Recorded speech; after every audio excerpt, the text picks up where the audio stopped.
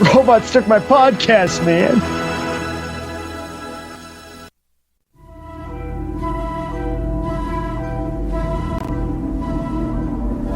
Here, in a world where the sun burns cold and the wind blows colder, a visitor has come. But not by herself. It started. Come on! The suspense is back. And we have no weapons of any kind? The fear is back. Ah! Don't look back, dude! Run as fast as you can! And most of all, the bitch is back.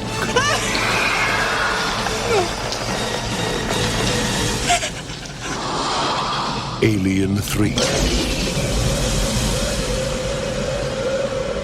3 times the suspense, 3 times the danger, 3 times the terror, Anthony, 3 times the box office. No, not really. 3 times the length. 3 times, yes. That was the poster log line I was kind of making fun of on the actual poster for Alien 3, yeah. It was 3. It was promising you 3 times everything. Big selling point there. I liked how the movie began, with Morgan Freeman. Ripley came to Shawshank Prison in early 2122. A former warrant officer aboard the Nostromo who killed some aliens on LV-426 and went back to the colony on that world with some space marine. But she was the only woman we had ever seen at this penal colony. Boy, that would have been great, man. Ellen Ripley was a tall drink of water. Oh my! Can you imagine? Can you imagine? Oh man, that would have been a movie if they'd done a Shawshank Redemption type Alien 3 movie. OMG! That would have been great. Yeah. So it's like an alien bursts out of the Rita Hayworth picture. They're trying to escape through the shit tunnel, and aliens are following. Yeah. It's here.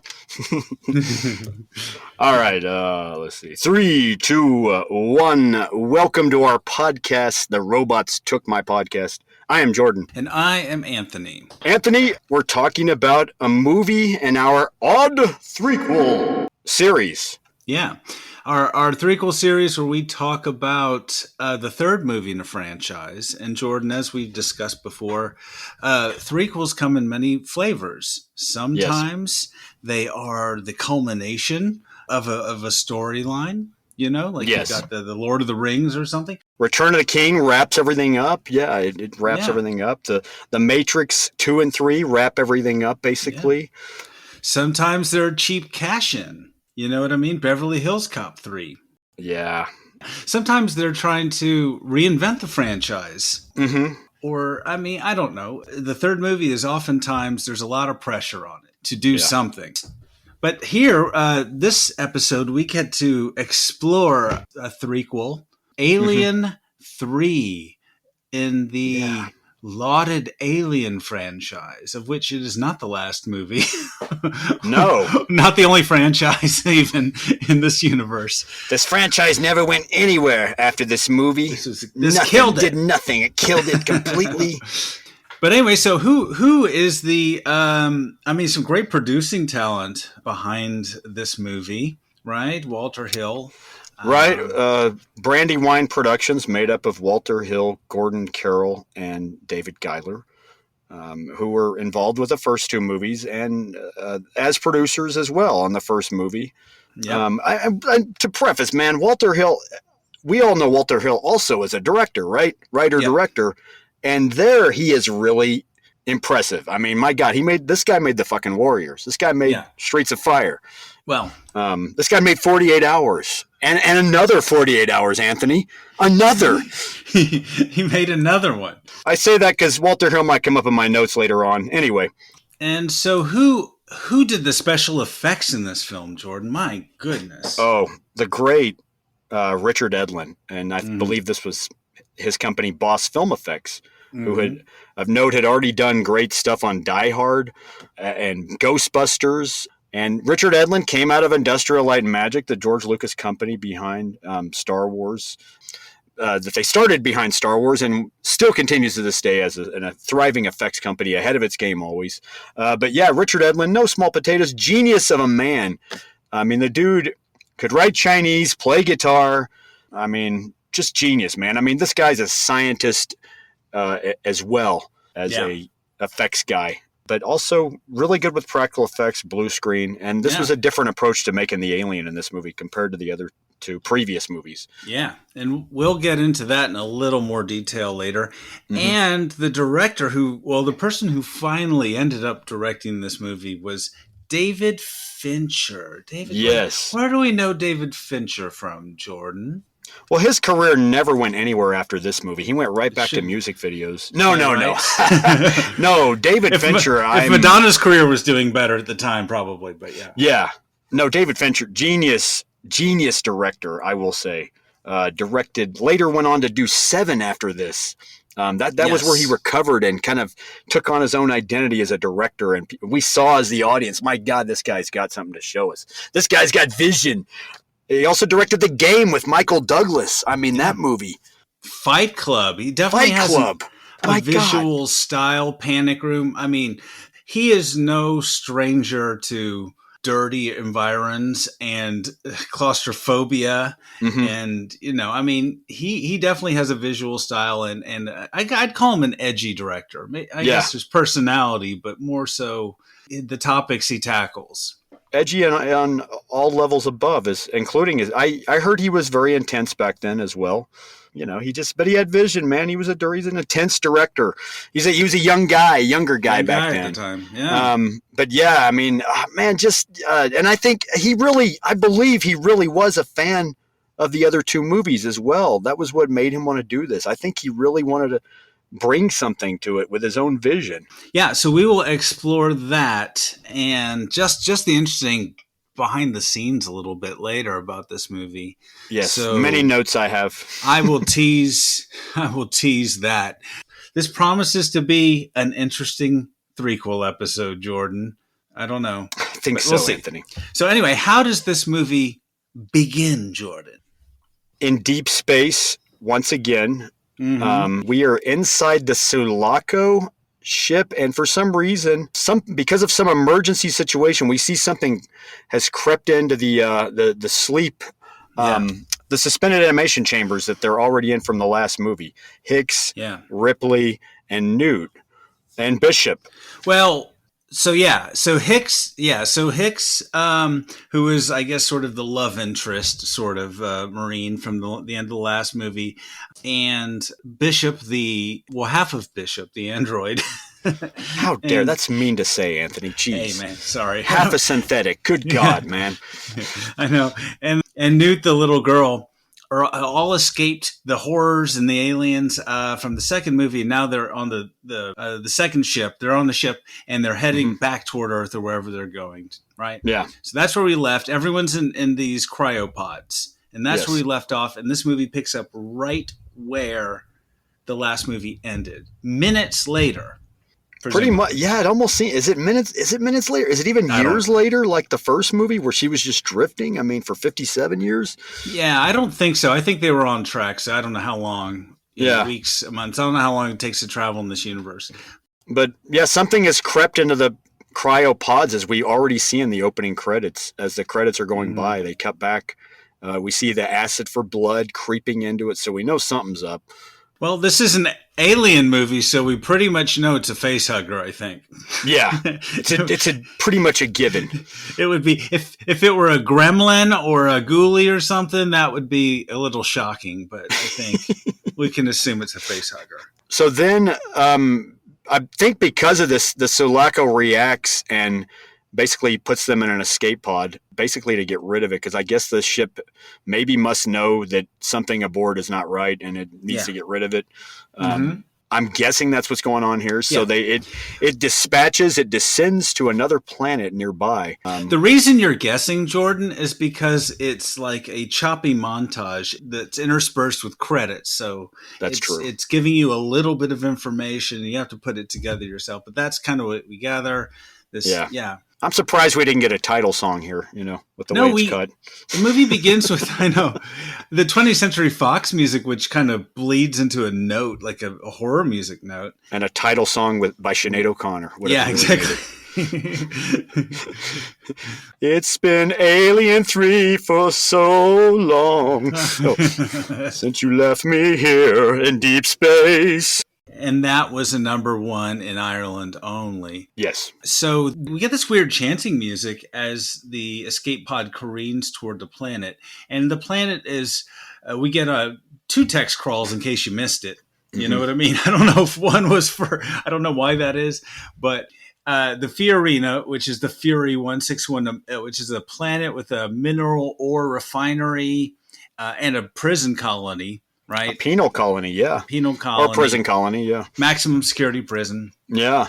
And so this does not bode well as the escape pod careens toward the planet. So this promises some sort of industrial action here and thrills with the prisoners, right? And what an ugly fucking planet, Ugly. I mean, the alien universe isn't like, it's a very lived-in universe, as they say. It's I love the designs because they look very practical.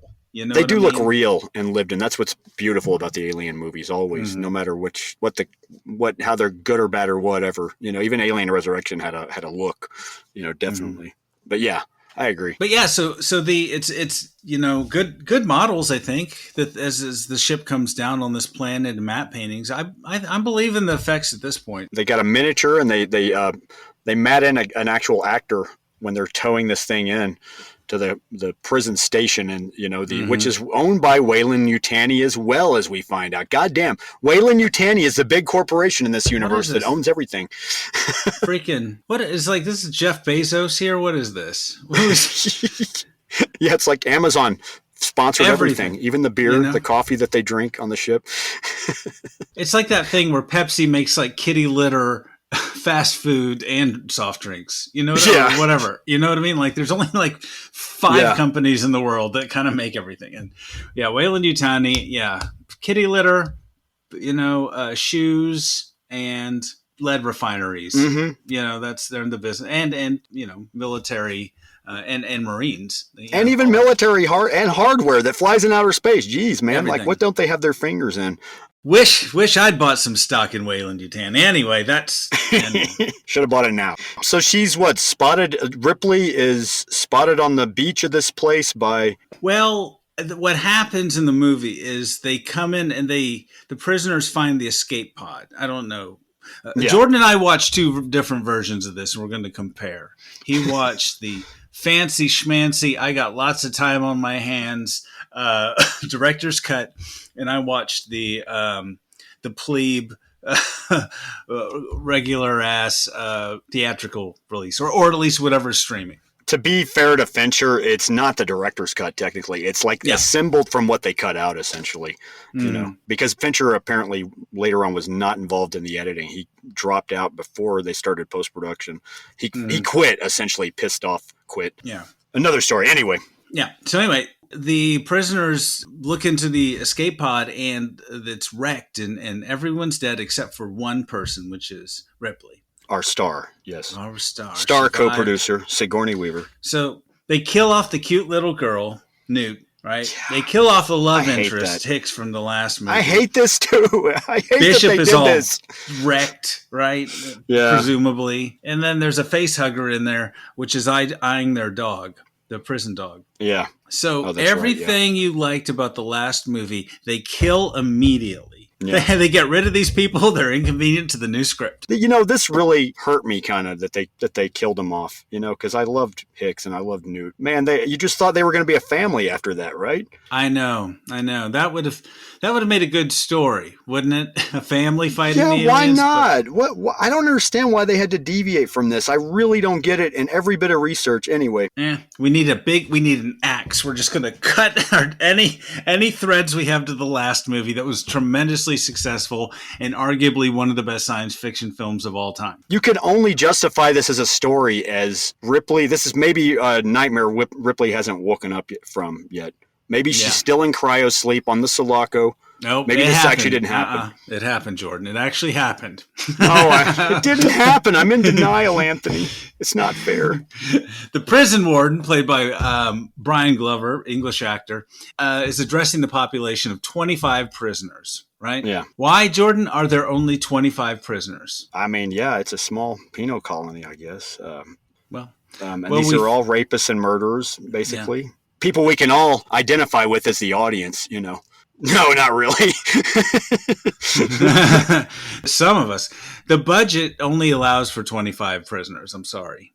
But yeah, actually, the story tells us that the prison was actually shut down and relocated, but these 25 people all decided to stay in this big industrial prison, and they all have this sort of religion that they've developed, this Judeo-Christian sort of prison religion.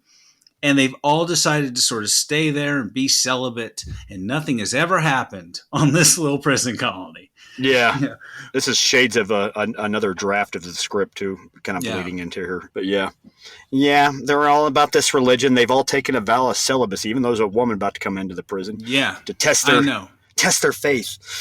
What an interesting concept for a movie. Okay. Especially an alien movie, right? Especially an alien movie. I would have never thought, what a great idea, because, only people in Hollywood can relate to people in prison, apparently. Not real people in reality, Anthony, not the audience, I know. Only people who nearly belong in jail can really get through this movie and understand these people. Popular in prisons, this movie. What the hell, man? So the story is asking us to sympathize with a bunch of murderers and rapists. These are bad people. These people didn't write hot checks. These people didn't, defraud seniors with scams. These aren't Nigerian princes here. You know what I mean? These are bad folks. These are not the alien world version of Catch Me If You Can shysters. No, it's not that either. No white collar crimes here. But they've taken a vow of celibacy, and now you got this lady here, right? And so immediately they want the prisoners separate her from us. We don't need this drama. We don't need all this. Yeah. Plus, we're not really attracted to her. No, I'm just kidding. So a rescue ship's on its way in a week. So yeah, we can keep her out of our hair for a week, right? There seems to be the overall thought of, we should have just left her for dead too, Yeah, this is... End of movie right there. I would say this is a complex situation already. Yeah. So then, Ripley's in the infirmary, and she's awakened by Clemens, who is the doctor. And who plays Clemens? Oh, the great actor Charles Dance, who we also know as the bad guy from Golden Child. He was great in that movie. I love Golden Child. I love that movie, Anthony. And he was in the Shirley MacLaine TV movie, Out on a Limb. And apparently he didn't believe Shirley MacLaine's story. And Last Action Hero, playing the villain once again, man. And most notably, freaking Game of Thrones, Tywin Lannister. Oh my God, a Lannister always pays his debts. So anyway, Clemens takes Ripley to the ship, and then she sees acid burns on the girl's cryopod, and it's wait a minute.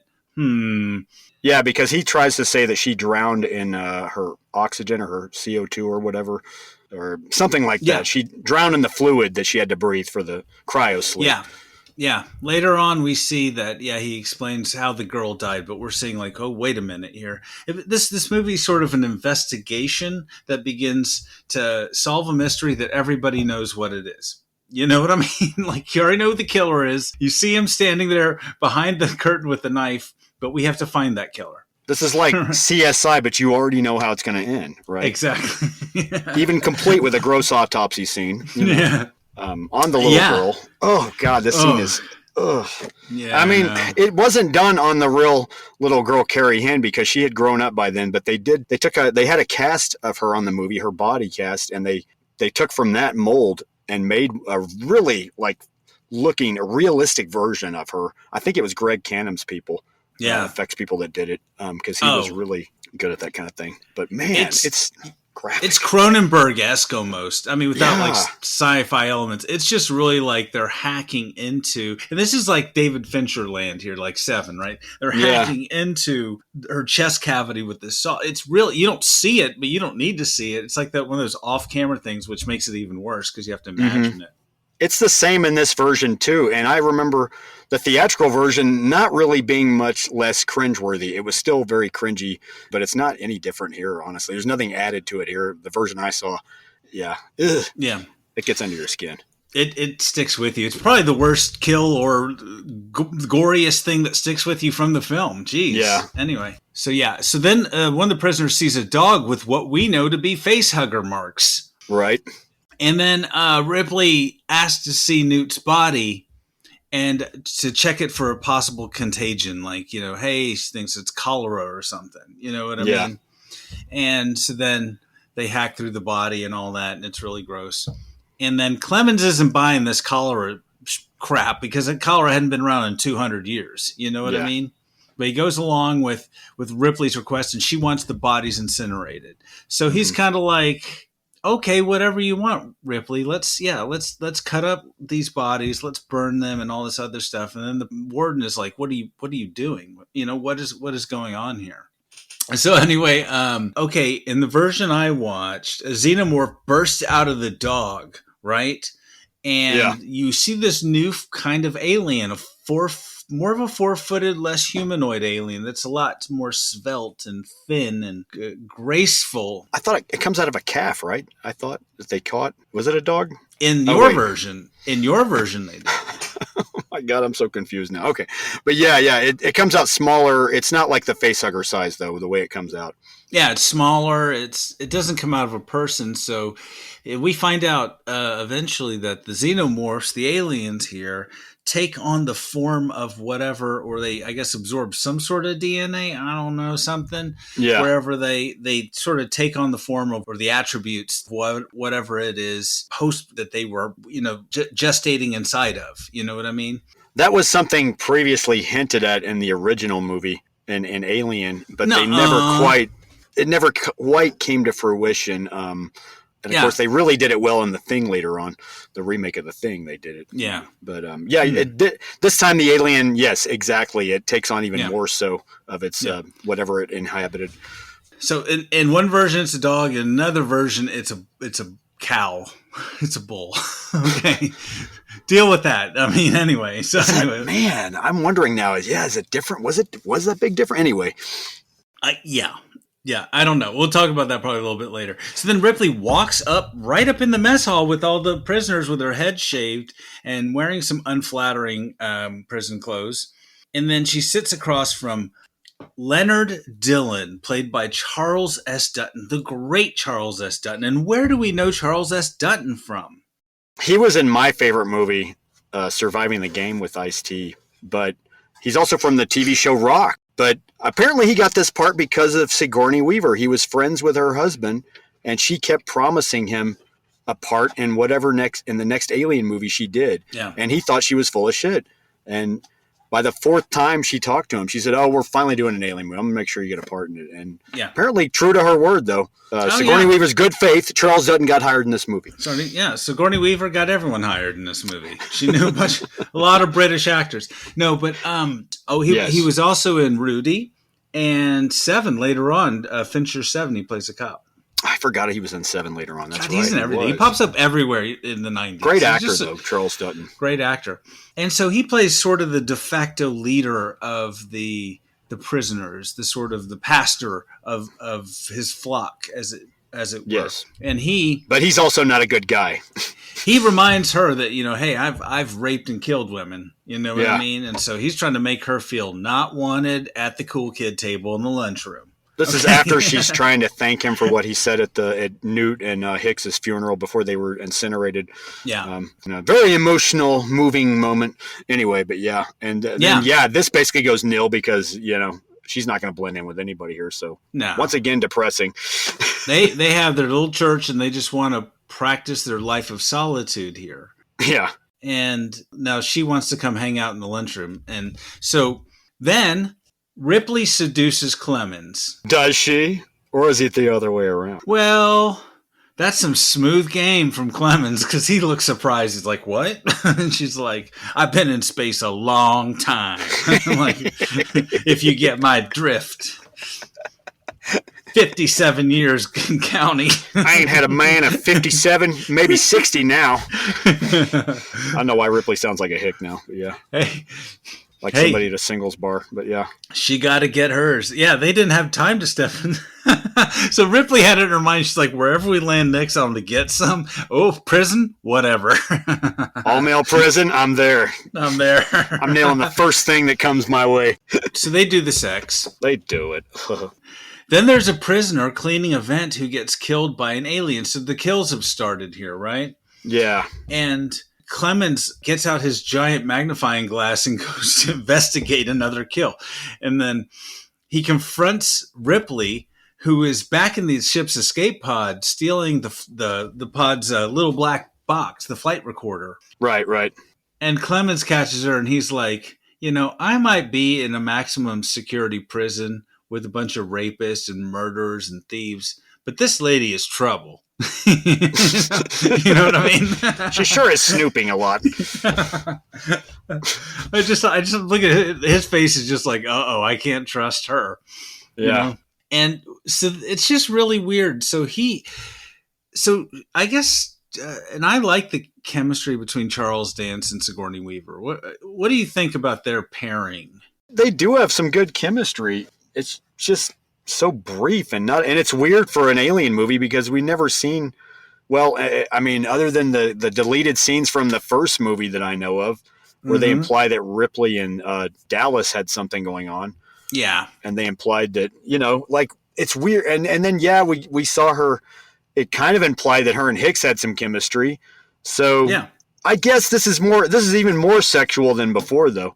But yeah, why did she wait with Hicks even to kiss him by comparison?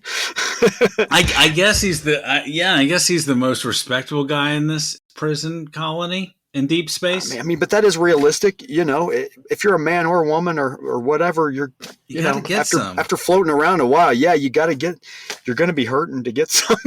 I know. I mean, relationship advice for people movies. Okay, listen, Ripley, I get it. Your last two BFFs have been killed by aliens. I get that. Yes, but just don't go for the first thing that comes along, sweetheart. Don't rush in. You're in a prison. I get it. The rescue crew is coming in a week. Girl, you can wait a week. You don't have to get it on with people in the prison. I know Charles Dance is a handsome dude, but once again, you're in prison. This is 1991 Charles Dance too. Also, I mean, but you're in a prison, I don't girlfriend. You don't know what he did for a living. You don't know what he did to get there. I heard in the script he's there because he gave his wife the wrong medication and killed her. Isn't that interesting? That's just like what happened in Memento later on. Yeah. Well, in this version I watched, he says that we're jumping ahead a little bit, but there was an accident and he was an alcoholic and a morphine addict. I don't know, pick one. And then he gave the wrong medication to a bunch of folks and they died. So that that was the movie version, yeah. No, this was the script version that they had that I'd heard about in some of my research, yeah. Well, that would make him more, I mean, I guess he's sympathetic, but how would you get sent to a prison like this for 20 counts of negligent homicide? But I think, I just don't know how you get thrown into this maximum security and at the end of space sort of prison for doing that even. Because he worked in the alien version of a nursing home, and he gave all the old people the wrong medication, and they all fucking died in there. There was 25 of them, Anthony. All 25 died after that. And that's why he's in maximum. Story, end of movie, there. Just say punishment don't fit the crime, but anyway, who am I? The jury, it's the judge and the jury that... That's what I now pictured. Like, what does the alien version of a nursing home look like? It's deep in space and is overrun with xenomorphs. Is it like industrial and everybody's in industrial looking wheelchairs and shit and everybody's old and on serious medication? Does it look like 12 Monkeys or some shit? That was the an early script for Alien 3 is Ripley goes to a nursing home to visit her grandma. And of course, aliens, are there just taking, It's not her grandma. It's her daughter as an old lady. Ooh. Writing this down. We could have written how Alien 3 could have been better. Anyway. It's her other kid that we didn't talk about, who's old now, too. I mean, okay, because Amanda Ripley died, obviously. We found out in that Aliens director's cut scene. Yeah. But anyway, yeah. So then Charles Dance's character, Clemens, says that he found a burn mark, like the one on the cryotube when he was investigating one of the prisoners' deaths. And then the warden jumps on Clemens and says that, I received a high-level communication to protect Ripley. And then he's like, would Ripley love to know your secret? Ooh, and so... Yeah, that you killed those people at that nursing home. I know. It's just like... And then when you find out the secret, you're just kind of like, that's it? I mean, that's bad. But it's not as bad as I thought it was going to be. He's not a rapist and murderer, clearly, though. I mean, he's the only good guy here, I guess, completely. Good in comparison. Yeah. Somebody else, at least we can cling to as the audience, right? Like, okay, well, we trust him, don't we? Yeah. Who are we rooting for here? I mean, I guess we're rooting for Ripley-ish. Yeah, but she's not really gung-ho, of course. She's kind of like, oh, great, again. Oh, God, I got to deal with this shit again. I just woke up from fucking, this is how I got to wake up, Yeah. So she's not exactly gung-ho to get going and fight. She's a little not motivated in a very talky movie, right? Yeah. So Ripley goes to the dump where they dumped Bishop's body and digs him out of the garbage, right? Yeah, half of him. Yeah. So several prisoners attack her. And then what happens, Jordan? What do the prisoners try to do? Oh, my God. They try to, rape her right there on the spot until Charles Dutton's character comes in and whoops their asses, at least. Yeah. Jordan, normally we're dealing I forgot about this scene, though. This scene was creepy. Me too. And in my mind, I was like, I hadn't seen this movie since I was in high school, I think. Yeah, me too. Seriously. Since cable. Yeah, once. Mm-hmm. And I did, I think, see the extended cut at some point too. So I think I've maybe seen this movie 2 or 3 times. I don't know. But I did not remember that scene. And in my mind, I was always like, oh, they could have played up that sexual tension or the complexities to that cause, having a woman in a penal colony. And I forgot about this scene, which was very brutal. But it's just really brutal the way they do it. And this is Ripley, man. You don't want to see Ripley. No, I want to see Ripley whoop their asses. That was the other problem. Ripley should be whooping their asses. Exactly. She can beat up on aliens, but now I guess she's outnumbered, but yeah, she should be able to hold her own with ex-cons at this point, man. God, can we pull those pages out of the script? Can someone rewrite this here? Yeah, this little scene to make this a little better. And I wonder who wrote this fucking scene. Out of all the damn writers, I wonder who came up. Was it Walter Hill and David Giler who came up with this scene? Was this really just them being so damn lazy? Because that's what it seems like. And I noticed from all my research them coming off as being very fucking lazy in the writing process. It sounds like it. Yeah, it's like what script they had, and I bet a lot of this was sort of improvised. But I mean, how did Sigourney Weaver, who is really advocating for her character, she's like, Ripley's got to die and all these other things, had serious demands about her characters allowing this particular scene. I wonder why. I wonder if she fought against this because she did have some power. She has a co-producing credit, which is not just some throwaway credit in her case here on this movie. Normally I say that because that's just the credit you give to somebody out of courtesy and it doesn't give them any power of any kind. But here is where she's got a co-producer credit and it counts for something, actually. That means she had a say in things, I'm sure. And I'm wondering, if she at any point said, I don't like this at all. And did they argue against it? I mean, the way they set it up, something like this has to happen. I mean, luckily it goes by at a breakneck speed before these guys get their ass whooped by Rock. Charles S. Dutton. Not to get in criticism mode here, but I do think this is a missed opportunity. If you're going to have a rape scene, at least have her fight her way out of it. Yeah. Have it lead to something. Have the prisoners respect her, kind of thing. Yeah, exactly. I mean? Yeah, why couldn't she whoop their fucking asses, all 5 of them? Exactly. This is Ripley who's fought aliens, goddammit. Yeah. She's fought aliens twice, and she outlived these fucking Marines in the last movie. These tough hombre Marines, she fucking held her own against, So yes, she absolutely deserves better here in this scene. Yeah, I was from disappointed. a writing standpoint. So like you said, Dylan comes to her rescue, and then some prisoners are attacked by the aliens. So we start getting some alien kills in this movie. It's about time.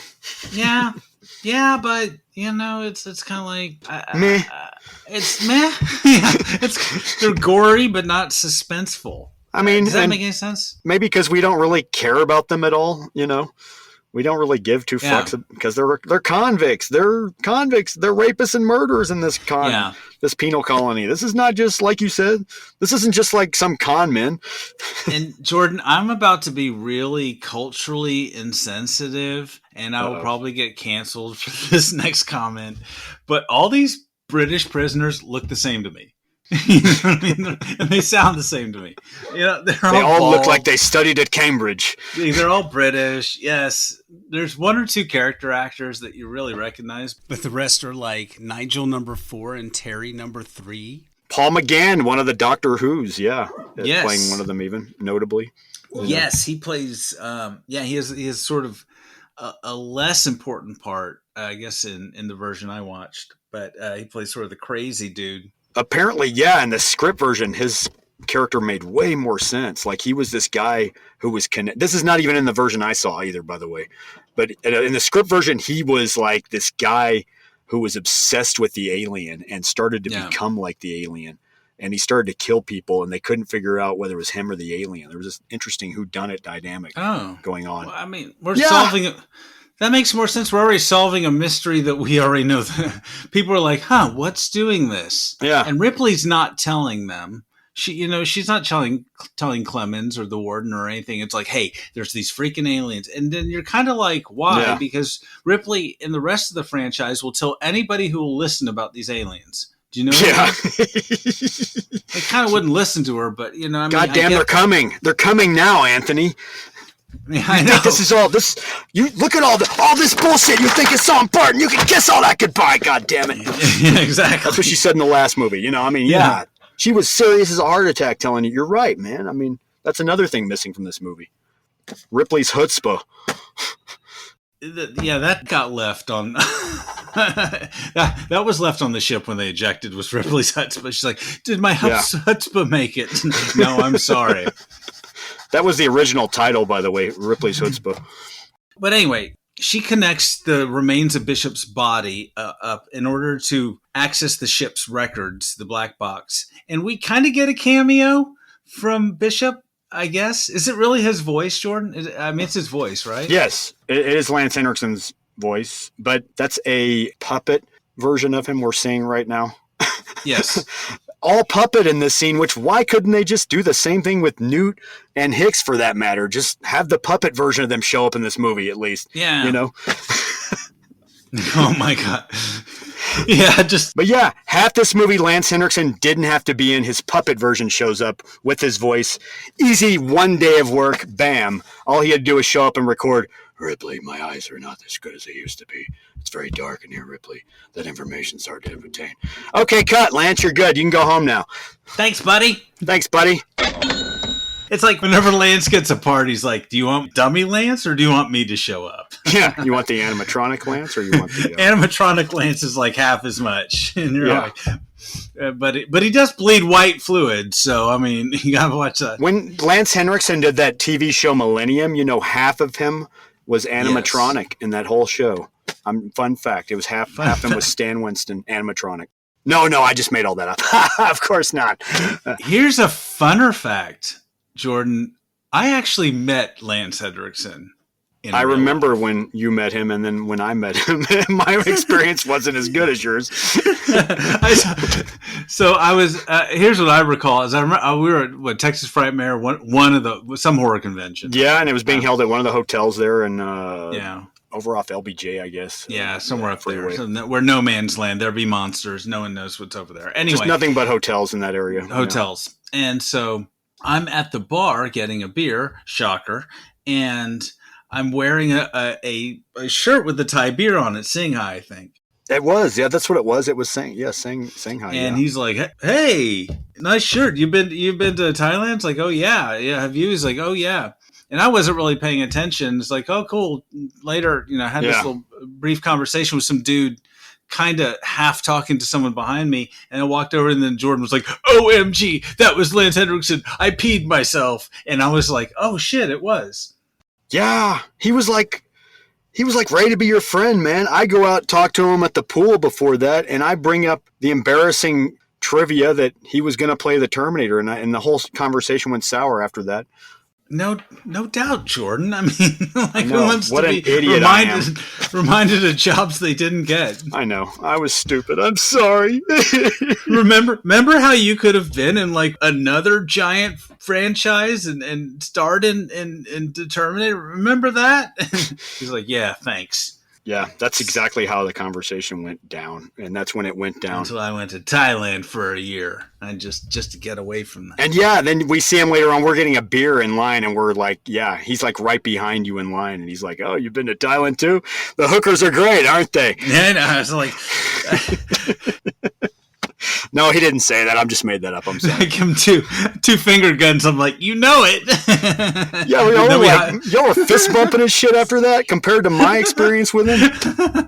Y'all were like automatic friends. I was envious at that point. I was hating myself and I was envious at the same time. I was full of all the 7 deadly sins. Anyway, that's Lance Henriksen. So we do get a little cameo, and he's like, "Kill me," and then so she unplugs him. And so it's depressing. Like he's like, "Hi, Ripley," and now bye, Ripley. Beloved character. Another Debbie Downer moment from this movie, right? Bishop, here's to you, buddy. Like, we bring Bishop back, and we're like, yeah, it's just like fun times. Thanks, movie.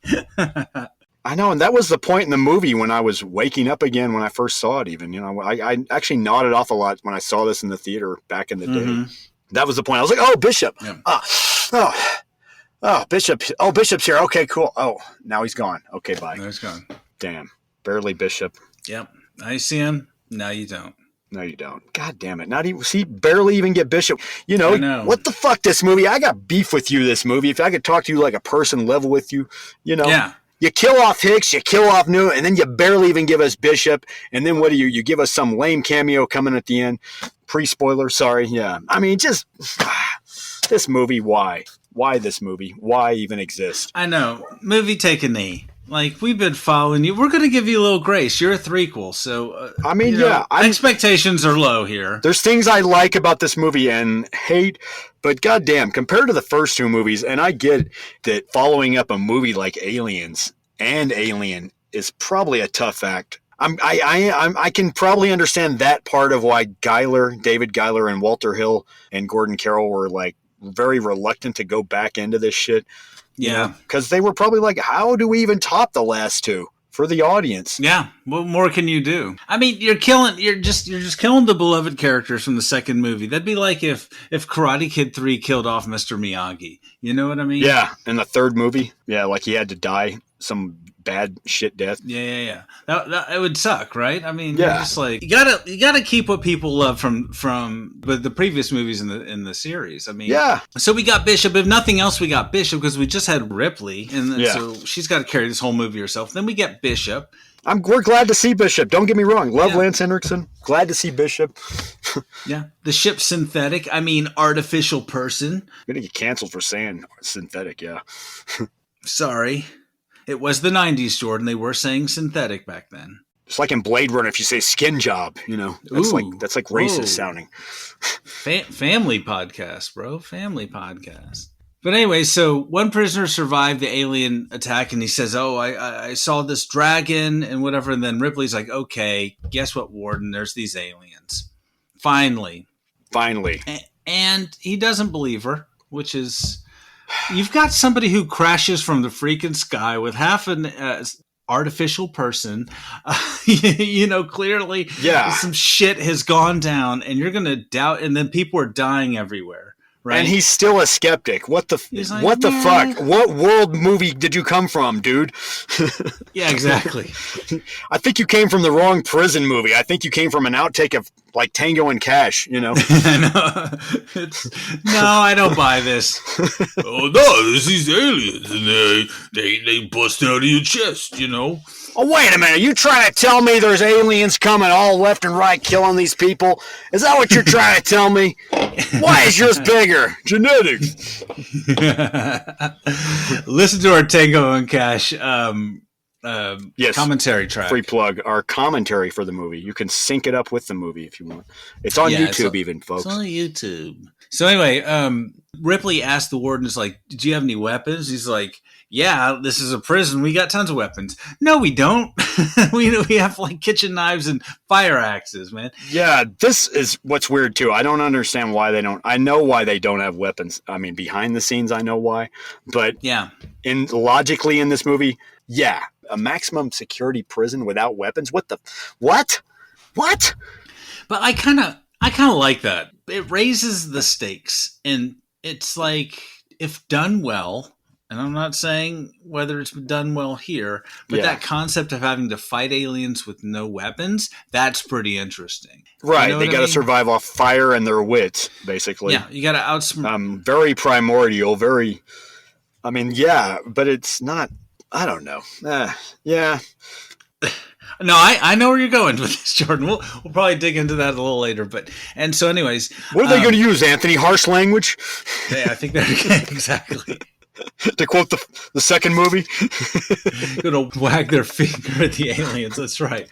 And where's Hudson in this movie? Where's the guy going, oh, man, we're fucking toast, man. Game over, man. They're going to come in here just like they did before, man. They're going to come in here. They're going to, Hudson, give us a break. What I would give for Hudson's like twin brother. Do you know what I mean? Just happens to be in this prison. It's for Bill Paxton to be in this movie again. Yeah, I would have. Oh, my God. Bill Paxton, may he rest in peace. But yes, I would have given anything for, Hudson's twin brother to be just in one maximum. game over. One game over, man. Why not? Fuck it. Everything else is weird in this movie. Why wouldn't it be like that? What the fuck not? Hey, dude, Ripley's got somebody she can bond with even. Hudson's twin brother in prison. Yeah. Yeah, they clone him. I don't know. Make it up, people. Yeah. His twin brother, Bubba, See, there's no comic relief in this movie also. It just occurred to me. You need a laugh even in a serious movie sometimes to release, and then here, there's nothing to laugh at. And if you don't, what's going to happen. The audience looks for a place to laugh. That's why the scene with Bishop was, because he was kind of comedic relief in the last movie, so that's why that's kind of funny, but it's not that funny. It's kind of sad, Yeah. Anyway, then they decide. Okay, so Brittany, Ripley. So. Sorry. The alien is killing me. I must confess, I still believe. So anyway, okay. Well, the prisoners want Ripley to lead them now. All right. So she knows about the aliens. Let her lead them. So that eventually happens. And then the warden confines her to the infirmary. And then that's when Clemens tells her about his past and how I guess he couldn't practice anywhere. So this is like the only place I can use my medical license is this prison. And then what happens, Jordan, is he's injecting Ripley with some medicine. What the hell happens? Oh, is this the alien attacks here? Yes. And kills him, but then just kind of looks at Ripley and just kind of smells her. And this is where we get the trailer moment, right? Where the bitch is back in the trailer. We get the alien pops in for just a cheap startle scare. Yeah. And then kills Clemens. And this is where we know something's up with Ripley and the alien. Like, something's not right here. Something's got to... Yeah. Why did he just look over her and walk away? Or he or she or whatever the alien is. Yeah. Excellent shot. I mean, oh my God, though. It looks cool. Yeah, it does. I mean, makeup effects by Alec Gillis wearing the suit and shit. And all the shellac and drool. And this is like trailer shot, like you said. Yes. Very Methicil heavy. And probably one of the most iconic scenes in the entire franchise of Alien, Definitely, yeah. It's an iconic shot of her and the alien, like right up there with the mother, with the queen in the last movie, Mm-hmm. Not the mother, the mother. What do you mother? The queen in the last movie, though. Yeah, man. I mean, well, that was iconic, and that was probably one of the highest moments of the franchise, but behind the scenes, Jordan, I think it was a little more complicated. Anthony, this movie is the very definition of Hollywood, what they call in Hollywood development hell. Cue my Entertainment Tonight music here. I mean, draft after draft after draft. This movie never gets out of pre-production. This is like they already had set this movie into motion after the success of Aliens. Yeah, 86. So 87, they're looking for a script. I mean, 20th Century Fox demanded a sequel, and I think audiences wanted one too. Hell, I, as a kid, was like, when are they going to make another Alien after this one, you know? Will it be great? I hope it'll be better, even better than the last two movies. But here's the thing. Brandywine Productions, made up of Walter Hill, once again, Gordon Carroll, David Giler, could have cared less. I think they made so much money off the first two movies that they were just like, they would do anything to avoid making a sequel. And also there was the pressure probably of how the hell are they going to top these other two movies? Yeah. So because of the pressure of Fox wanting a sequel, Fox wants that money. They can see franchise here going on. So they hire cyberpunk author William Gibson to write the script. And he sets it in a Weyland station, a Weyland-Yutani space station. And they center the story around Hicks because that's what the producers want at this point. They want to go with Hicks. Hopefully Ridley Scott will come back to direct is what they're thinking. Mm-hmm. And Ripley and Newton Bishop are merely supporting characters. And then in 1988, the writer's strike stalls things as well. But then after the writer's strike dissolves over time and the months go by, they get Rennie Harlin interested, and they definitely want to be in the Rennie Harlin business. Rennie Harlin, who directed Nightmare on Elm Street 4, Die Hard 2, Die Harder. And Rennie Harlin hires Eric Red, who wrote the movie Near Dark, which also starred Jeanette Goldstein, Lance Henriksen, and Bill Paxton. Great movie. And The Hitcher with Rutger Hauer and C. Tommy Howell, the original Hitcher. Very interesting writer, Eric Red. I'm liking that. So that's how we got our movie. Well, great story, Jordan. So then, no, it doesn't even stop there. So Rennie Harlin is very adamant. He doesn't want to remake the first two movies. He wants to go in a different direction. He feels like in his gut, we got to do something new here. But Eric Red eventually leaves the project because he complains that Walter Hill and David Giler don't have a clear roadmap or vision of what they want with this sequel. Yeah. And they keep kind of not making up their mind. Every time somebody comes to them with an idea, they just kind of go, nah, it's good, but no. That's what it sounds like, at least. And then, Rennie Harlin wanted to go back to the alien planet and set it there. And then at one point, he wanted to put the aliens on Earth, which they eventually would do in one of the AVP movies later on. Harlan was adamant, though, like I said, he didn't want to remake the shit. He didn't want to go down a dark corridor and have an alien down a dark corridor all over again. And then Harlan, the producers start talking about setting it in a penal colony instead. And Rennie Harlan doesn't like this.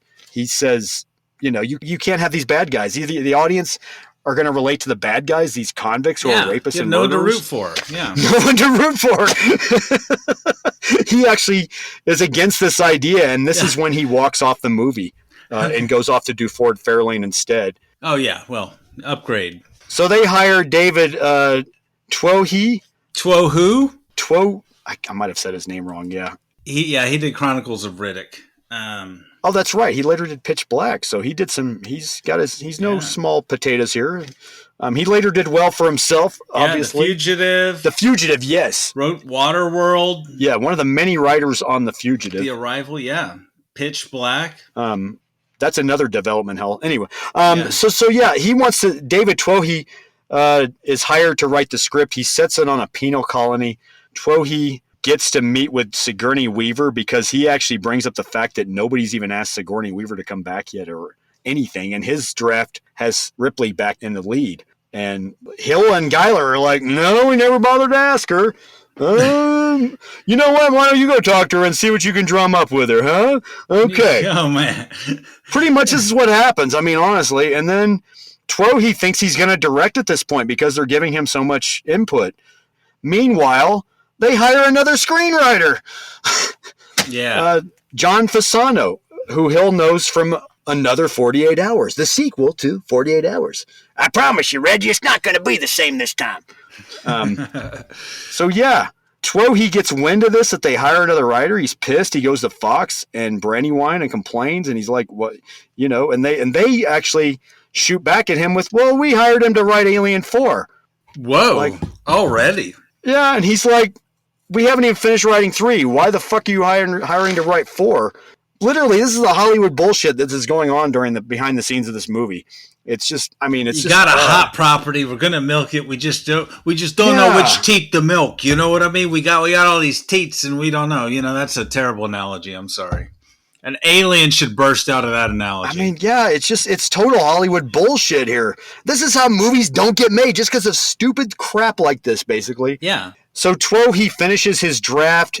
And he quits, and he even quits hardcore. He goes in and throws his script right at the producers and at Fox. I think it's either a Brandywine or Fox. He throws the script at them and says, "I'm fucking out of here," more or less.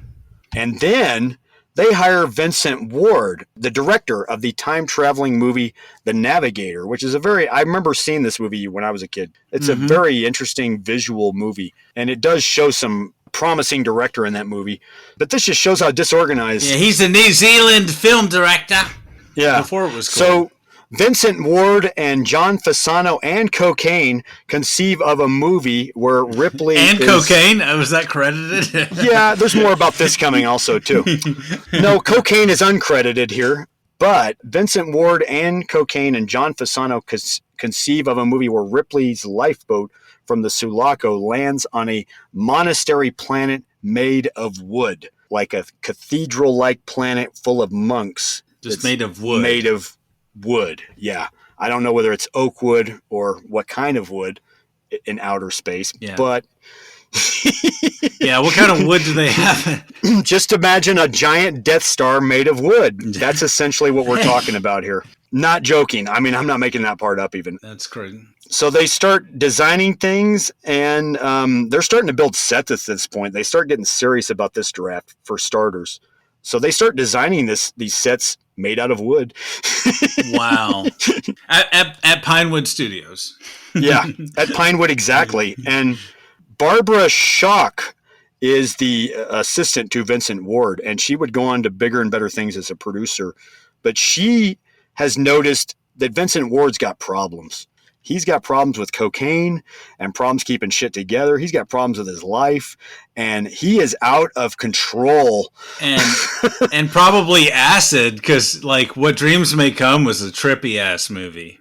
Oh, that's right. He did that movie later on. I forgot about that. Yeah. He's got major problems, and Barbara Schock calls Michael Landon at 20th Century Fox and complains that he's out of control and that he's heavy into cocaine, babies.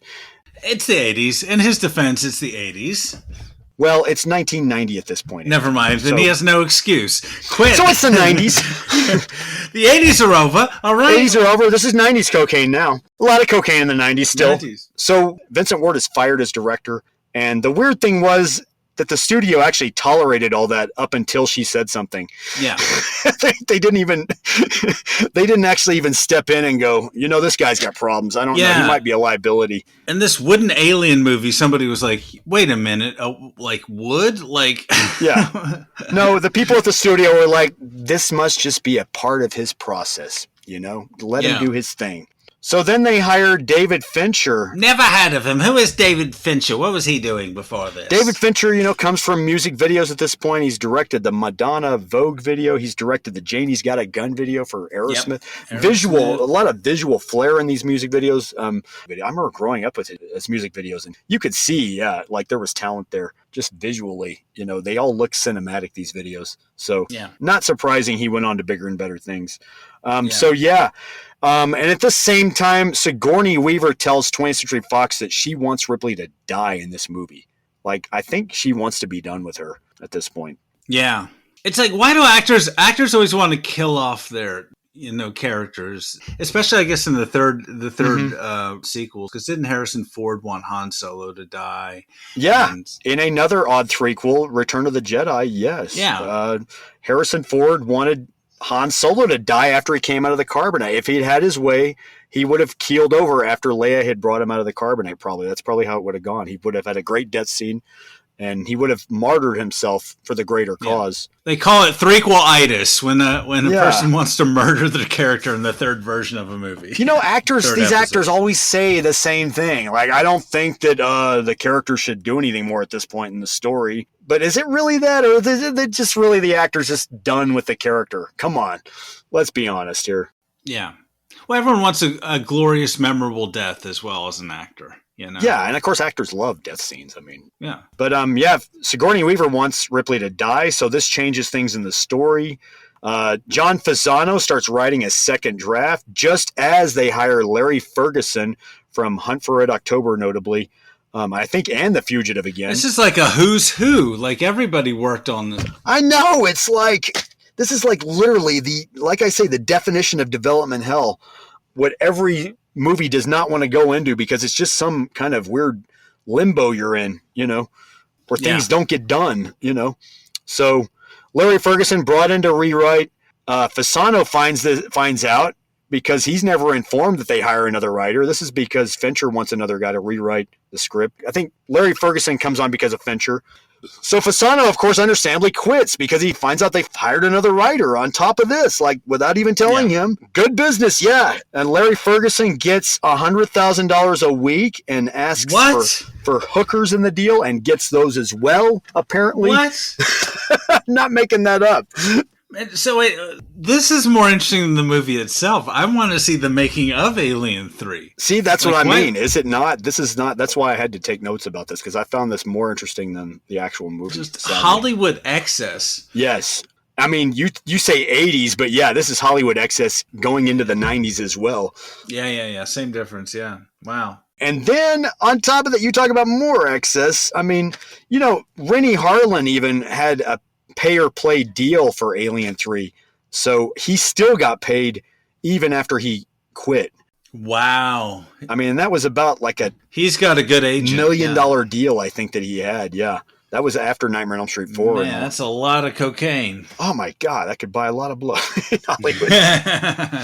So anyway. Fox is just not happy with anything, and Fox throws money at the problem. They hire David Giler and Walter Hill to come back in and rewrite this script by Larry Ferguson. Larry Ferguson's script was apparently like Ripley and the Seven Dwarfs, essentially, but on the monk planet with wood.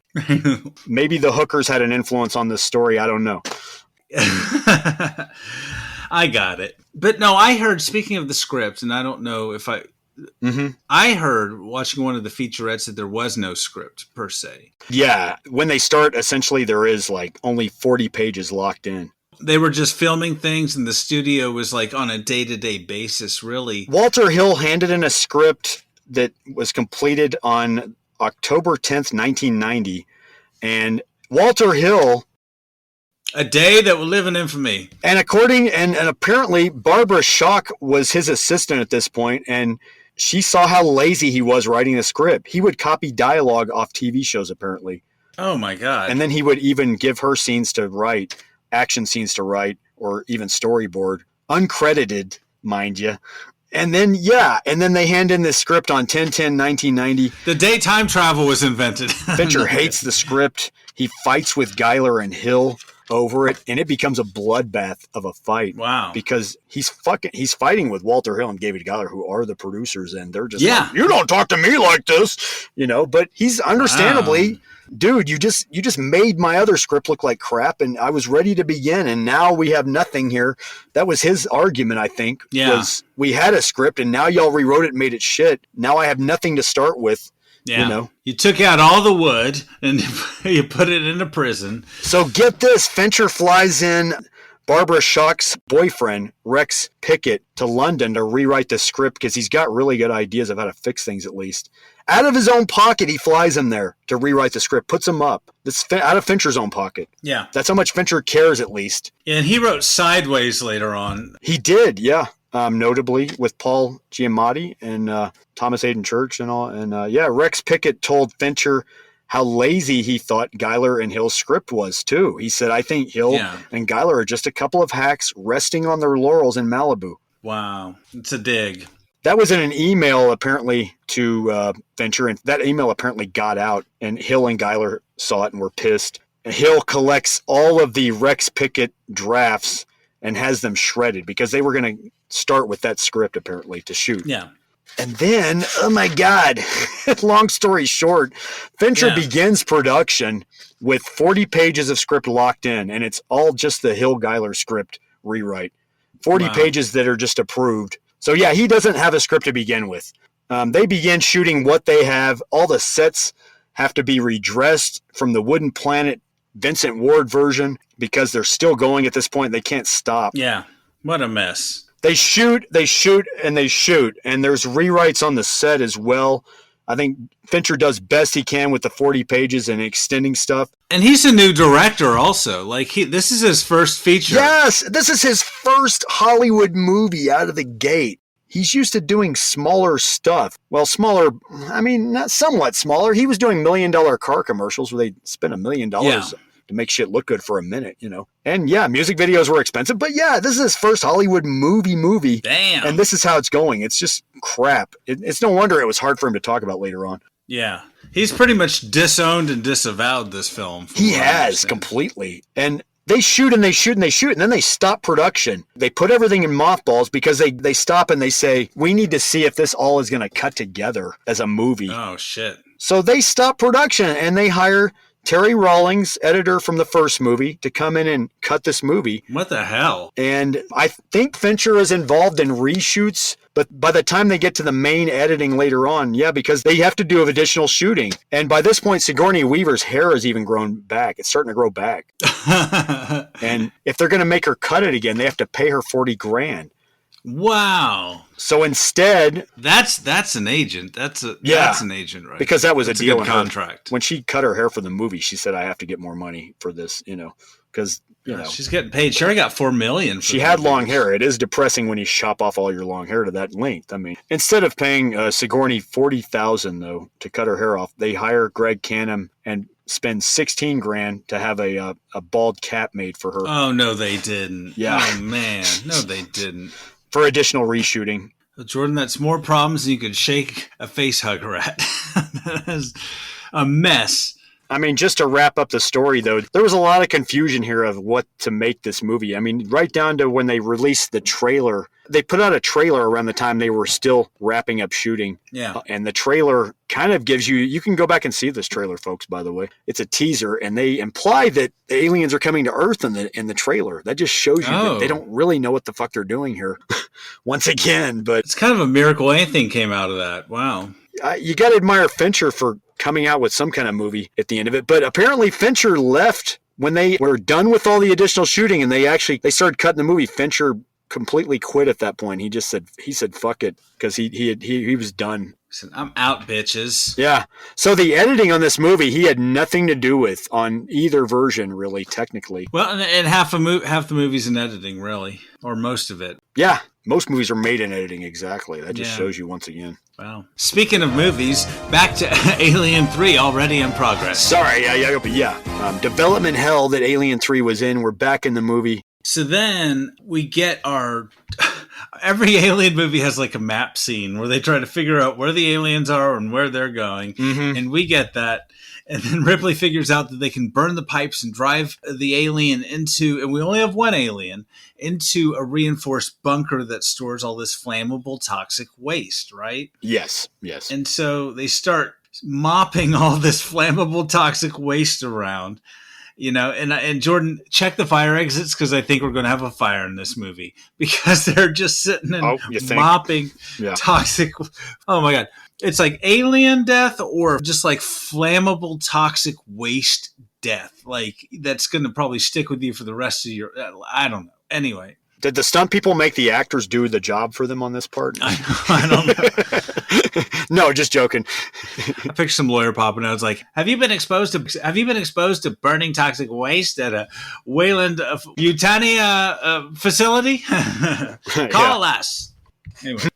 Yeah, so they're mopping that around, and of course, an alien attacks some dude he's got a little flare, and it sets all the waste in the corridor on fire. Yeah. Right? Which is a really good effect, I think. It looks pretty cool here, yeah. All the fire going. Yeah, they had to mock up the smaller mocked up corridor, and it was just really, it looks really good. Yeah, I think some of this was done in miniature. I think, mocked up. Yeah. I mean, there was notably, there's like not much except for a few shots. This is right before CGI really takes off. No, you're right. There's hardly any CG. It's old school optical effects here, and then practical effects. I mean, yeah. The alien is just is basically a puppet that's matted in a puppet in front of a blue screen. In a blue screen, yeah. So, I mean, what do you think about the alien effects? Oh, I think the alien looks really neat here and different here, at least. I mean, I think Richard Edlund and company did a really, and Alec Gillis and company and Greg Canham did a great job. And it's in miniature as opposed to either a big prop or a person in a suit. I mean, there are guys in suits in this, but they have the suit for close-ups for the head. When you see the head, it's a suit, and then when it's in long shot, it's a puppet. It looks very dynamic, and the alien moves very quickly compared to the prior movies. When you look at the behind-the-scenes stuff and you see them moving the puppet in front of the blue screen, it's pretty amazing by itself, even the puppet, the way they designed it. Because they designed it in just this, like you said, aerodynamic way for running. And you just see it in the blue screen. You're like, man, look at that. That guy's doing the work, but that alien is fucking moving by itself. Yeah. Look at that. The only problem is in the compositing, and that's when it looks like the outline. You can see the outline of the alien very clearly, and it's not lit the same. As the it's surroundings. Old school compositing, before. Yeah, I mean it's film. I mean, this is where they use projectors in film, Yeah, so you can tell it's not physically in the same. It takes you out of it a little bit. The puppet itself is great. The animation, so to speak, is great. The articulation, but whenever they put it in the shot, you can just tell it's an artificial element that does not belong in that space. I remember that critic from that country and western TV show that came on TNN called Crook and Chase, Jimmy Carter, said that there were times the alien looks like a lobster running. Yeah, it does. And it's a good effect, but it sort of takes you out of the movie. And for all that money, I guess it was all spent on cocaine. I mean, nobody saw that. I mean, said, wait a minute, this clearly doesn't look like it's in the same space. It's not lit the same. And part of the problem is in the prior movies, I think, the alien's really shadowed. Yeah. And where they are is really shadowed. And for a prison with dark corridors, this is a very well-lit movie. Well, the only thing mechanical in the previous movies was the Queen. But even the Queen they built in miniature and full size. And they were indistinguishable. And the Queen wasn't in front of a blue screen. The Queen was a rod puppet, once again. Yeah. Or this kind of looked like an alien in a Star Wars movie kind of more. Yeah. I don't know. There's pros and cons there, but it's definitely visually, you can tell that it's an effect, most of the time. But compared to the makeup effects, though, the makeup effects are so well done. It's like, man. But the props themselves, like whenever the alien is like opening its jaws right by Ripley's face, that looks real. That's it's just whenever they have the wide shots, the alien running and stuff, it's cool, but it's kind of like, oh yeah, that's clearly has an outline on it. It's too well lit. Yeah, no, you're right. The aliens in the previous movie were underlit for a reason because they only had 6 suits and they're trying to make the best of it. Yeah, that adds to the suspense. And here, I think some of the suspense is dissipated because we can see everything so clearly. Yeah, that is a problem too. You're right, kind of. That's what it is really more. I think we see too much of the alien here. Yeah, exactly. Anyway, basically, so then everything blows up and then Ripley's not feeling well and she goes back to the cryopod to use its medical scanner. And what does she discover, Jordan? She's pregnant. Prego with the alien. It was from that one night where she and the alien had a few drinks, and it was Vegas. And what happens in Vegas? A lot of Coke, a lot of champagne. What happens in Vegas stays in Vegas. Just me and the alien, I like that he didn't have any horns this time on the back.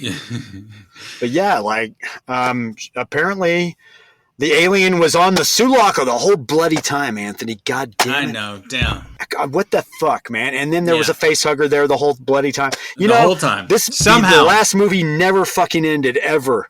Nope. And somehow broke into her cryopod and didn't kill her and disconnected. And anyway, there's a lot of problems there. Yeah, with broke how into she her got- cryopod and gave her the inception right there. And then, also went through her underwear drawer. and then left. And then left. Yeah. Damn, horny ass face hugger. Made a sandwich, helped itself some food. Yeah. Left. Made itself some eggs.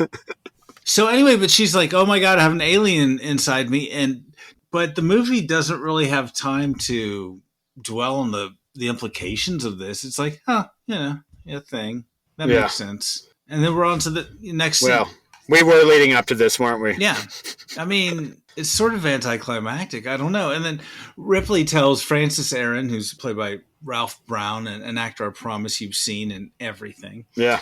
The warden's assistant now in charge, to send a signal to the rescue ship and tell them that, hey, the whole place is toxic and don't come here. So the company won't get the alien again for their bioweapons division. Yeah. Blah, blah, blah, blah. Like, come on, man. Weyland-Yutani really wants this damn alien. We've got a whole franchise based around one proposition, and that's the fact that they want to get an alien and make it into a weapon. Yeah. Like, yeah, what is with them? Jesus Christ, man. They still don't get it. yeah. I mean, you got to admire their persistence, man. This is movie 3, and they're still at it. God. They're still at it. Building better worlds, my ass, Weyland-Yutani. Let me give you a piece of my mind. But anyway, he refuses to send the message, and then he gets a message from the medevac team after she leaves that they're going to arrive in 2 hours. So I guess the clock is ticking. We have 2 hours here, right? 2 hours, yeah. And so Ripley goes hunting for the aliens, no weapons, and confirms that it's not going to kill her. Yeah. And Jordan, I wouldn't even go after a spider in the basement without some firepower. She goes right out into this, not really 100% that the alien is not going to attack her. And this woman is amazing. You know what I mean? And that's why the rape thing earlier pisses me off. And that's why all of this pisses me off, because Ripley is better than this movie. She's going to go find an alien with no weapons. Yeah, and yet she almost didn't survive that rape scene earlier. I agree. Yeah. I see where you're coming from on this. Yeah, it's like, dude, come on. Come on, script, what the fuck? Yeah. So then she asked Dylan to kill her, and he's like, "No, I'm not going to do it. I need your help to kill this thing." And so she's like, "Okay, fine. Yeah. After that, you kill me, please." It's like, okay. Oh, yeah, this is where they're like in behind the bars, and he slams. You think he's going to hit her in the head, and he doesn't. Yeah. He's like, "No, Yeah. I'd rather see you live." Yeah. Because I took a vow. I took an oath, whatever. I don't know.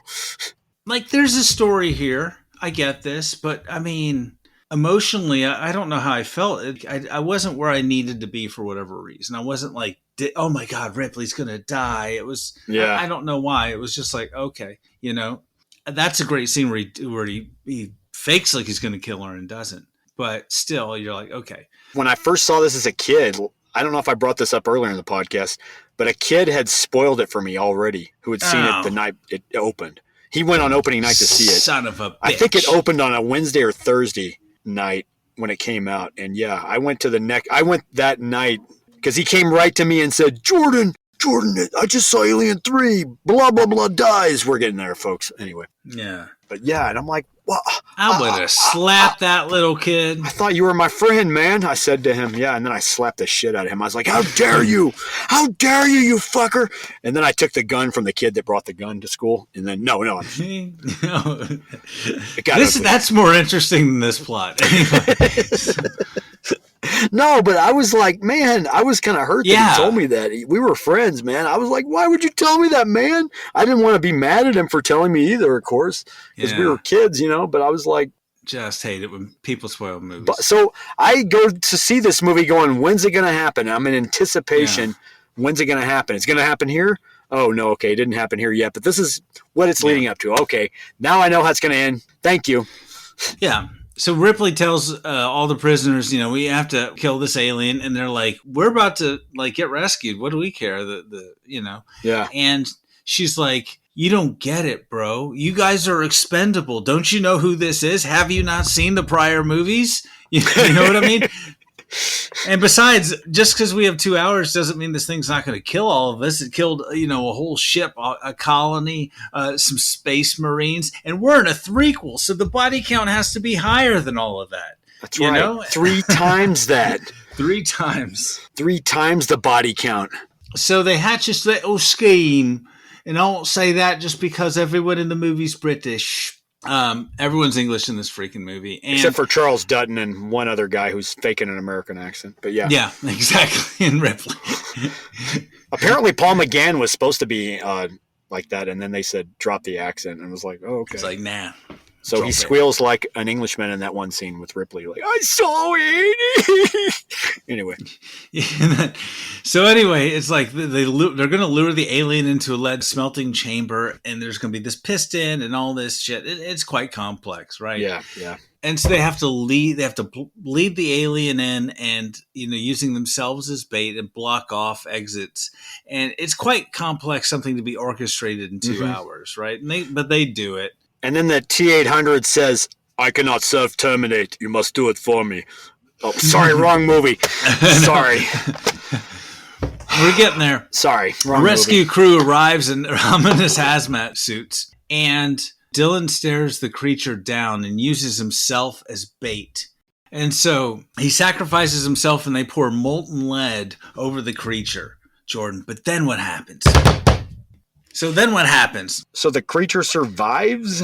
Yes, and chases Ripley. Oh, that's right. But then she turns on the sprinklers, and then there's a rapid temperature change that causes the creature to crack and explode. And that's right. CGI expect. What a weird way to kill an alien. Every other movie, they just shot it out of an airlock. But yeah, this time they melted the alien. Yeah. The alien went out, Wicked Witch style, Wizard of Oz. I'm melting. Yeah. It hurts us. It burns us. Stop. It's so weird. I guess, I don't know. There's physics. This is not possible. This is such a stupid way to do this. Like, there's no way this could ever happen. Because the thing's already made of concentrated acid. Yeah, I know. Exactly. That's where you're wrong again, Anthony. Oh, hi, Facts Guy. Hi, Facts Guy. I missed you. Well, thank you, Jordan. I missed you, too. I did not miss Anthony and his erroneous preconceptions of things. The melting point of lead, Anthony, is 621.5 degrees Fahrenheit. A flamethrower, which scares the aliens all the time, they don't like flamethrowers because it can hurt them, it's between 1,500 and 2,000 degrees Fahrenheit. And xenomorph skeleton, Jordan. Yes. I'm talking to you because Anthony's an idiot. A xenomorph exoskeleton, the burning point of elemental silicon is 2,577 degrees, so lead would just be like a hot water bath for this thing. It would be like a hot tub. Oh, I guess you're right, Facts Guy. Facts Guy, I'm still not buying it. I don't know. Look, they can survive in a vacuum of space. I mean, this is nothing to them. Nothing.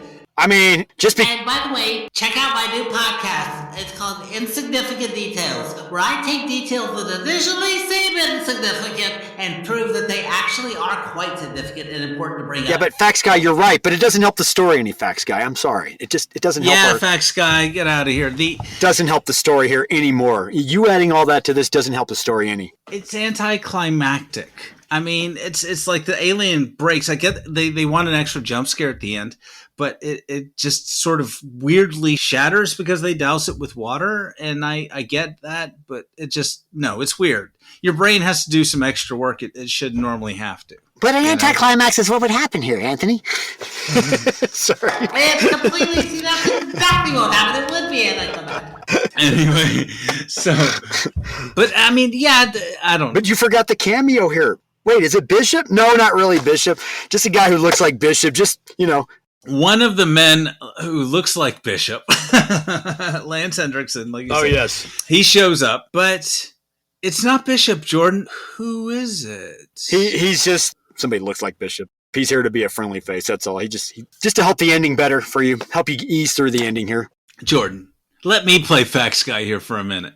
Yeah, they want the android designer, but how is this possible? Because we know the Aliens, the second movie, took place over 57 years in the future, right? Yeah. And there was already a Bishop android at that time, right? This guy does not look like he's 70, 80, 100 years old, even if he was young when he designed that android. But that android itself, if they designed it after him, looks like he's in his 40s, right? So how am I missing something here, that this guy is like super old or what? Or did no one watch the first or the second movie? This annoyed me too, kind of. I like, why couldn't we just have it? I mean, well, and then the weird thing is when he gets hit over the side of the head with a pipe later on. Yeah. He's just still standing there like nothing hurts, and he's like, "I'm not a droid." I don't even. Yeah. So let's catch up here. So basically, Ripley is going to kill herself, and she's got the alien host inside her, and everybody, or the alien. Is it an alien queen? Did we ever establish, like, or is it just an alien? No, it's just another alien, probably a warrior. Grow up to be a warrior alien. Yeah. But yeah, the guy that looks like Bishop shows up as a friendly face to make things easier, and then to say, hey, that thing inside you is important. Come with us. We'll do surgery. We'll take it right out of you. And of course, right out of you. She's supposed to trust him because, Yeah, because he looks like Bishop. Because he looks like Bishop, yeah. And so she's like, no. And he's like, come on. And she's like, what assurances can you give me that you're going to kill this thing? Yeah. And he's like, pinky promise? And she's like, one of you already tried to rape me in the first movie, okay? Yeah. So that's why I didn't trust your kind in the second movie, your synthetic kind. So, I barely trust you now at this point, I would think she'd be even more distrustful at this point, seeing somebody like Bishop at this point. Yeah, and Paul Reiser in the second movie, like, had a whole colony killed. Just trying to get this thing, so, and not the actor's character, Paul Reiser himself. Anyway, yes, not Paul Reiser himself, just his character Burke. And so anyway, the remaining prisoner smacks him in the head with a pipe. The bishop-looking guy. The bishop-looking guy. And he bleeds red, but his ear's all deformed, right? Yeah, that's what's fucked up. And you're like, why are you not in pain right now, dude? You clearly are fucking synthetic, right? He's clearly a synthetic. Not a. He doesn't even want to be called an artificial human or an artificial person. No, but I mean, so clearly, I think it's the intent of the filmmakers that he is an android and not the actual creator, because that would be ridiculous. The creator would be 200 years old or something like that. Yeah, and he'd be in pain after he'd be knocked out, even be knocked over the head like that, right? Yeah. Yeah, but the new models have louvered windows. They have a digital screen, and they have heated seats. Yeah. And they bleed red. The new synthetic models have that new car smell to them. And they also bleed red, like blood red, crimson red, like a human does. So they're indistinguishable unless you hit them over the ear and they're still moving around like an idiot. But I mean. So then what happens? What does Ripley do? She basically starts to have, move away and gets herself on this thing to lower herself even more so to this incinerating molten pit or whatever. Mm-hmm. And this is as the bishop-looking guy's going, no, you can't. You'll destroy that specimen or something like that. It's, and they probably are just going to take her back. They probably just going to put her in suspended animation again, take her back and put her in a different alien movie again. They're going to do exactly what they did in Alien Resurrection. Yeah. You know what I mean? When they were shooting this scene too, behind the scenes, I heard somebody had gotten wind that T2 had a similar ending, even though T2 hadn't come out yet. They were actually already doing this scene, and they were like debating on whether they should still even have this kind of self-sacrifice scene because of Terminator 2, apparently. Yeah. Anyway. So how does it happen? What does she do? She does a backfall into this molten, and as she's doing in the free fall, we see her close up. The alien erupts from her chest, and she gives birth right there in free fall. And then the movie's pretty much over at that point. Yeah. She wins a bronze in the backward free fall into a molten furnace. What a perfect arch, perfect form, and that backflip into that molten. Yes, I will give Ripley a 10. And the alien bursting from her chest in the middle of it, that clinched it for her. That really got her the gold. That got her the gold, definitely. And she's clutching it and comforting it and saying, it's okay, baby. We're all going to melt here soon in a second. And then, you know what? Mommy's going to be rich at the end of this all. It doesn't matter what the movie fucking does at the box office. But that's the thing, is like Ripley she had this real maternal instinct, and she always wanted a child, it seems. And then we had... and then it's implied too, she had a child in the second movie. In the director's cut, it's implied that she had a child. But you're right. There was something maternal about her already. I agree. And she's cradling, metaphor. She's cradling the thing closer to her chest as she's about to hit the lava. And I guess part of that's maternal instinct, and part of that is probably wanting it not to escape and to die with her. So she wants to get it. She wants it to incinerate with her, melt with her. So that's the end of the Alien franchise, I guess. And then you see the whole prison get shut down and everybody's leaving, and then end credits. The music is very final in Ellie Goldenthal's score. It's the great music here, by the way, too. Though. So you saw the assembly cut, the quote unquote director's cut, so to speak, or the recut based on. It's just the stuff with more stuff left in. Yeah, I guess to make sense of things, but it doesn't. It doesn't make much more sense of things, honestly, Anthony. There's nothing of noteworthy here other than they establish early on in this version of the movie that these guys are religious in the prison. Yeah. But also, there's a scene that I don't remember in the theatrical version where the warden lets everybody know that they just found a woman. Yeah. And that she's moving in, basically. Well, she's my girlfriend's moving in. But that's literally another scene. I mean, those are scenes of noteworthy, but nothing really explains anything better in this version. And I remember seeing it, and I don't remember much about it, but I remember the alien was different. Like it was a bull or a cow, strangely, versus being I guess you can't even tell a dog, but just a four-legged one. Yeah. And that was weird, but I remember just being longer, and that's about it. Like it was already a long sort of plotting movie to begin with. Yeah, even a very talky film. Even in its theatrical version, it still feels like a slow-paced long movie. Mm-hmm. I agree. And notably, like you said, that Fincher didn't have any control over this. He didn't recut it or anything like that. He didn't cut it to begin with, but every time he tried to give any of his, I think it's because every time he felt like he was giving any of his 2 cents in anything, it would be kind of poo-pooed. Yeah. Well, Jordan, did Alien 3 hold the audience's prisoner at the box office on a budget of $50 million? God, $50 million, man, yeah. Domestically, it only made 55, 473, 545, $55 million. Ouch. But worldwide, it made 175 million. So it picked up 25 or 20 million in foreign sales, which made it one of the, if not the most at the time, successful Alien movie. Interesting. Because Aliens was made comparatively for 18.5 million, right? That's right. It was lower budget. Aliens was the lowest budget of these 3 movies. Yeah. And it made adjusted 167 million worldwide. So that was 6 years before, but it just didn't, for some reason, I don't know, people saw it, and I know it probably killed on video and whatever, cable and things like that. Has its cult following, though. I thought I was a fan of David Fincher because of this movie, but I also honestly couldn't wait to see what David Fincher would do after this movie, though. That was one of the few times where I thought this director wasn't given a good enough go here. I can't wait to see what he does next, honestly, because I could see visual flair already. One could see that. I mean, anybody could see that, right? Yeah. That's what the movie has going for it, at least. It's got a unique visual quality. Well, okay, that is one of the good things. I think there is a unique visual quality, like you said, to it. There is a sort of a striking look to the film. Yeah.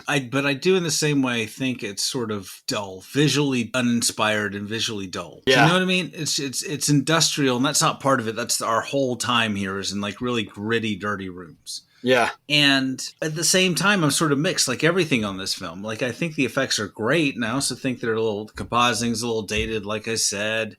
The alien designs are good, but it sometimes looks a little cheesy. But I think all this comes into this soup. I think, like you were talking about all the production problems.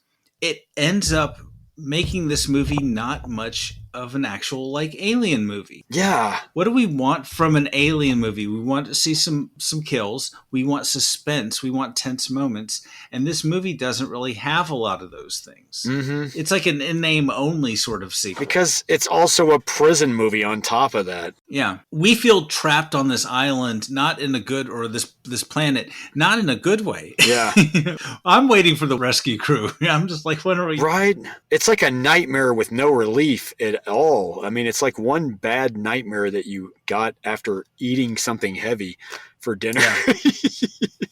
Exactly. And I don't know, but it's the kills aren't really inspired. There's no one to root for. A lot of the things we've said, but at the same time, it's an alien movie. As a movie, in my mind, it's not a bad movie. Yeah. As an alien movie, it's not a very good alien movie. I want to put an asterisk there because it's not the last movie in the franchise. Right.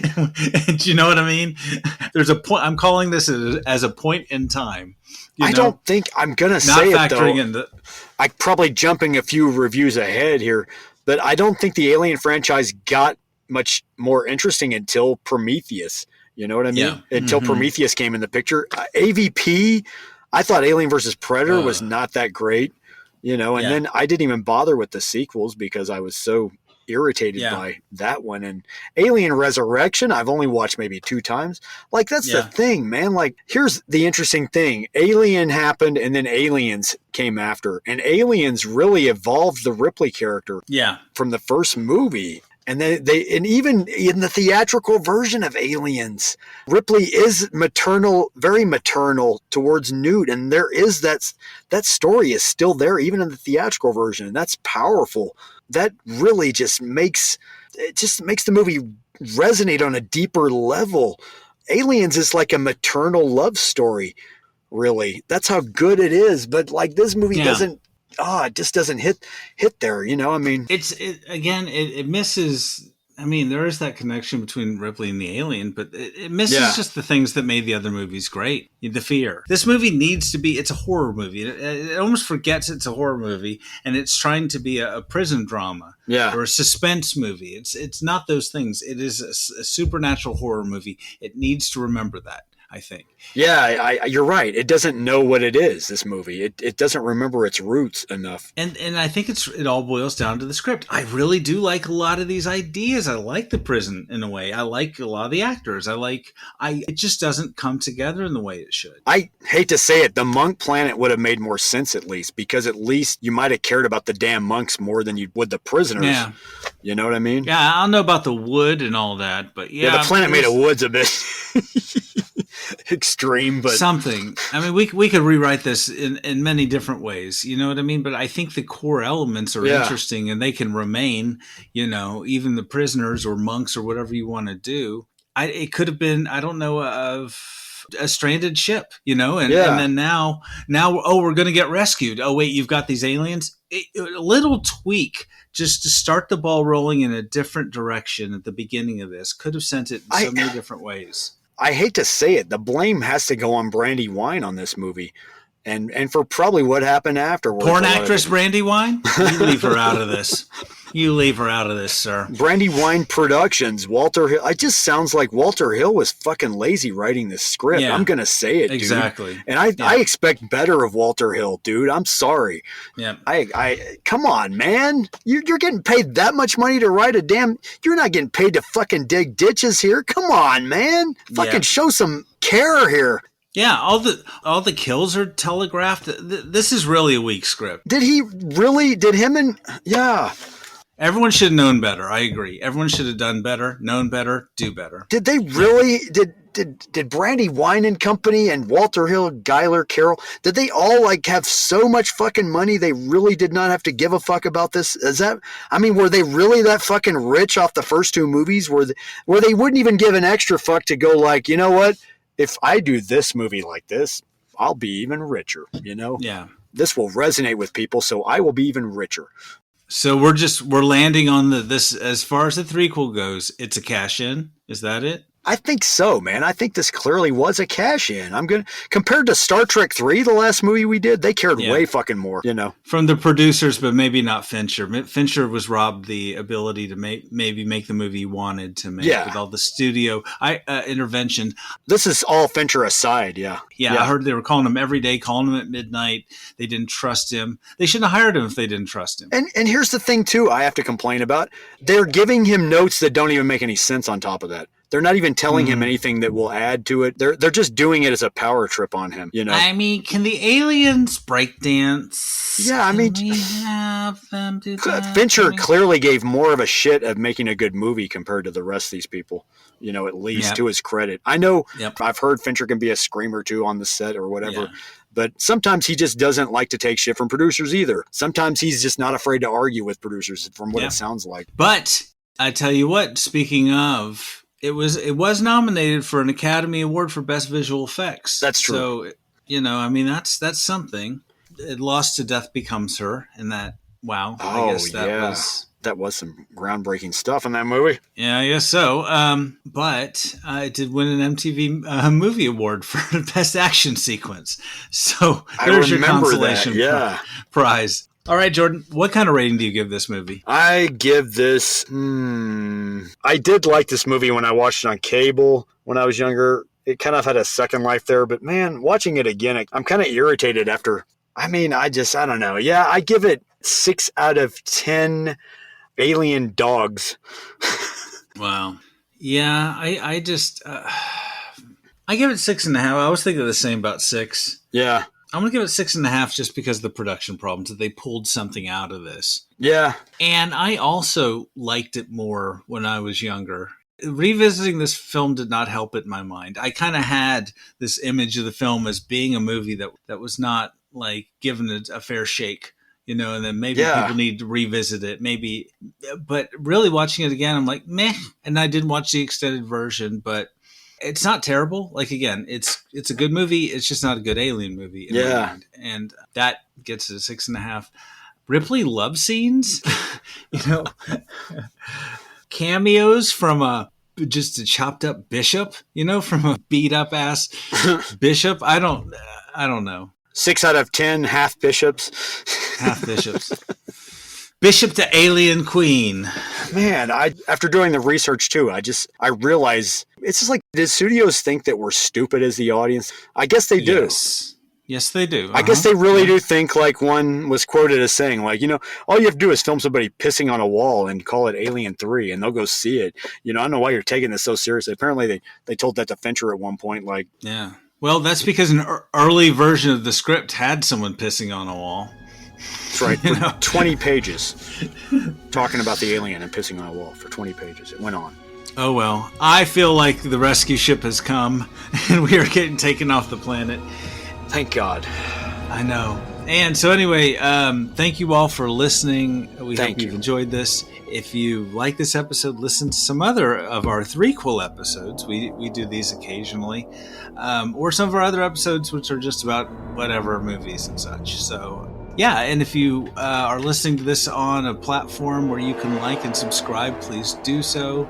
Yeah, you can find us everywhere, YouTube, whatever. But thanks again for listening. And if you like this, then please tell your friends, your neighbors, your kids. If you're stuck on a planet with a bunch of prisoners, tell them about this podcast. Yeah, maybe they have a Wi-Fi password on that Wayland-Yutani penal colony that you're on, you know. Yeah. Yeah, I just asked them. Tell them to listen. Tell them to like listen. And subscribe. They'll laugh.